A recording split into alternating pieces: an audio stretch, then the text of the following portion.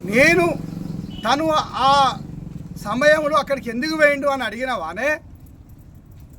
నేను దేవేందర్కి ఫోన్ చేసింది అమ్మాయే చెప్తాంది కాదే, నీకు తెలివి లేదానే అన్నయ్య రియాదన్నా. విన్నా నా మాట, విన్నా నా బాధ.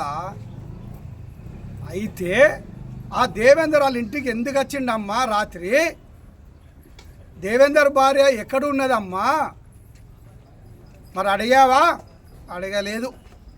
ఆ అమ్మాయి నా ఇంటికి ఎందుకు వచ్చింది అర్ధరాత్రి?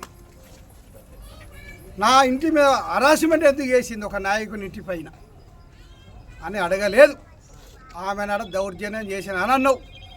అన్నా దయచేసి ఆ అమ్మాయిని తీసుకొని రావే, ఆ అమ్మాయిని తీసుకొని రా. నేను ఆమె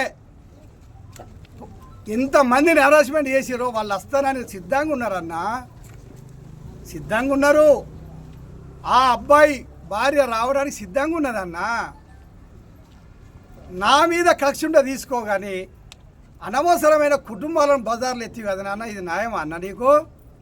నేను ఆ దళిత మహిళ ఎవరో కాదన్నా, దళిత మహిళలో ఆమె మా ఏఐటీసీ పిటి సిగరెట్ బిడ్డ అన్న. పిటి సిగరెట్ 5Aలో నీ అత్యంతరావు పిటి సిగరెట్ దొర, నీకు పిటి సిగరెట్ ఉంటే ఒక దళిత నాయకుడు ఏఐటీసీ పిటి సిగరెట్గా పోటీ అక్కడ పనిచేసిండన్న. మా పిటి సిగరెట్ దళిత నాయకుడి బిడ్డ ఈరోజు ఈ సప్న